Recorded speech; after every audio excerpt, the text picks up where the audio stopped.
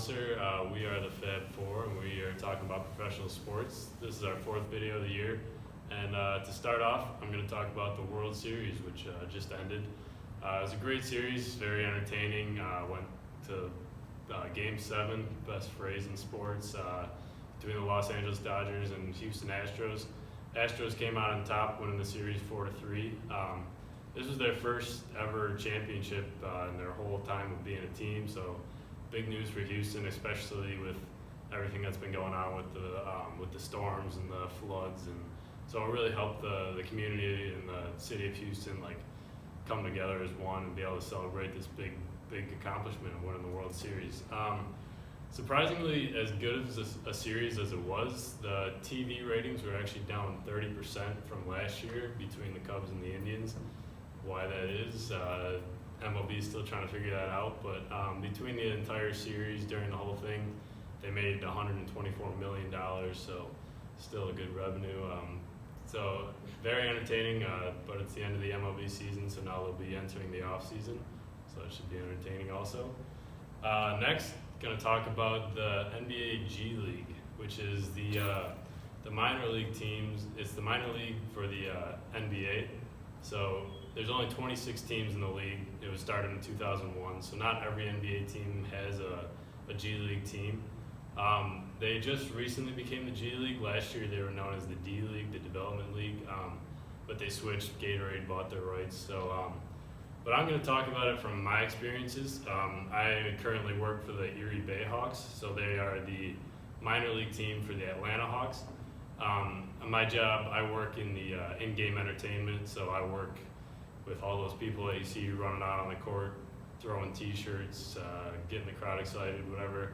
That's my job. So basically what I do is I'm out on the court, I'm directing everybody, making sure they know what to do. G League, it is the minor league team, so obviously it's not as big of a revenue builder as the NBA, but the G League is hoping to find ways to generate revenue. They do get primetime TV. There's a couple games on ESPN for the Bayhawks at least.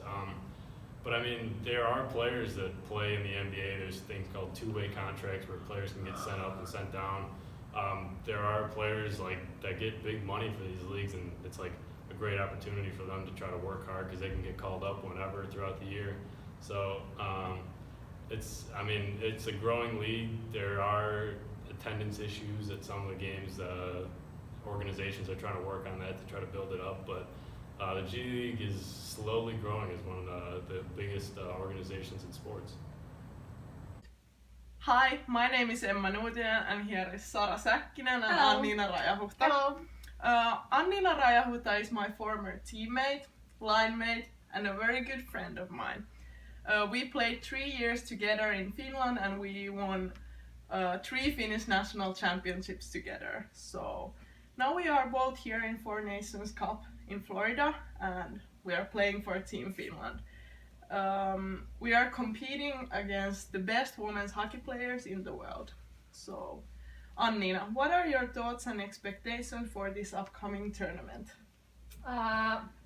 Well, it's great to be here and play against US and Canada because this is the only chance during this season that we can play against them before the Olympics. So I think it's a good chance for us to see where we at as a team at this point of the season. So I'm looking forward to play those games. Okay. How about you, Sara? What are your expectations for this tournament? I think here is a lot of speed and skills, and we will see where we are now. Where is our level now? You know? Yeah. Sounds good. In our last video, we spoke about Sports Business Journal, which was about hockey moving to China. I want to continue a little bit with that topic because Anniina just made a huge contract with one of the big Chinese team, Kunlun Red Star. So Anniina is now one of the few women's hockey players who play hockey for a living. So Anniina, first of all, congrats for your brand new contract. Thank you. So can you tell me quickly how did you ended up to China as a professional hockey player, and what being a professional hockey player and professional athlete means to you? Mm, well, I got a contact from the Chinese team, and there was also already like two Finns, one of the goalie, Noora Räty, and then one of the coach, Saara Tuominen, or Niemi nowadays. Mm-hmm. So they were there already, and I got the contact, and obviously like the opportunity was so huge, so I couldn't turn that down. Like you said, there is not that many opportunities for women to play professional hockey, and now when I got it, obviously, I'm really honored and like really happy that now I can just focus hockey, because if I would be in Finland and played there, I would have had to work or study at the same time. So that's always like taking something away from your practices, because you can use that time for resting and stuff like that. So now I can just focus hockey and play hockey, and that's what I've been dreaming since I was a little girl. So I'm just like really happy about it. Yeah, that makes sense. Well, thanks for the interview. Thank you. Thanks. Hi, I'm Maddie, and today I'll be talking about sport philanthropy. According to the Sports Business Journal, there are 5 focus areas for the effective sports philanthropist. The 5 are, number 1, make the case, refined mission, collaboration, artful storytelling, advocacy, and activism. So for making the case, essentially what this means is doing good is for the business. So it's not just for the charity, but it actually, sets up a positive image for athletes or sponsors that are actually doing the charity work. And then for refined mission, it's more of a tighter focus and stronger impact. For example, that could include better results for not only those who serve, but the athletes and the team.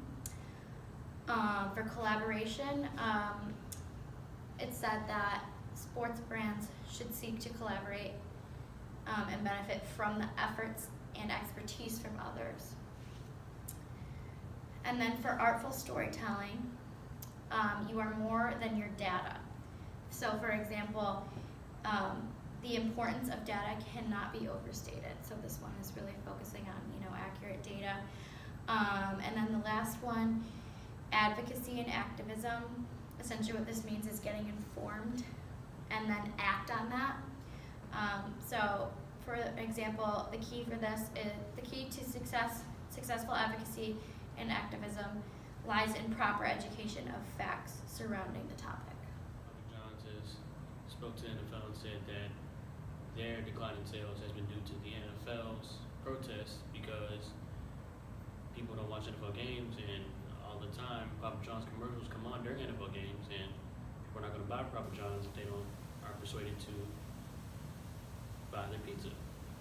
Another one of the factors playing in the ratings decrease is oversaturation, meaning that there's a lot of football always on television. There's Thursday night games, there's Sunday morning games, Sunday afternoon games, Sunday late afternoon games, and Sunday night games, and Monday night games. And a lot of people think that's causing burnout, and people get tired of football very easily because there's too much of it, so much of it on. Not to mention the fact that there's Sunday Ticket and there's NFL Red Zone, and you can always watch highlights of games online right after the game was over. So yeah, that's why people aren't watching NFL like they were a couple years ago. So Kurt, how do you feel, or how do you think about the NFL ratings decrease over this past season? I don't know. I think everybody kind of saw it coming. The NFL is one of the biggest sports in the nation, if not the world. It gets a lot of national attention. That's part of the reason why there's so many problems. I don't know. I think the NFL isn't doing too much for it. I think they're kind of hoping that it just kind of gets brushed off and everybody kind of moves on from it. But really, it's not going to happen unless somebody like the commissioner or owners all come together to make a stand to find one real solution, because if this keeps going, more and more people are just gonna forget about the league, not become uninterested, and I mean, yeah, there will always be the people that will keep watching, like myself, but I can clearly see that there are a lot of problems in the league, and eventually it could even lead to some players just wanting out, not wanting to play anymore if nobody takes a stand, nobody makes a difference from all these problems. Do you think that too much football is hard? I don't know.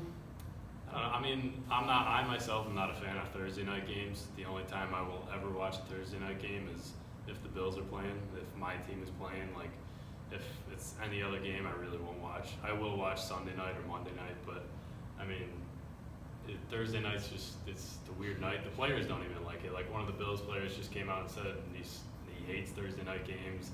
It really isn't fair to players because they play Sunday and then they play 4 days later on Thursday night, so they don't get a lot of time to prepare or rest up or whatever. So, I mean, I think the only thing that they got to do, which they have been talking about, is get rid of Thursday night games.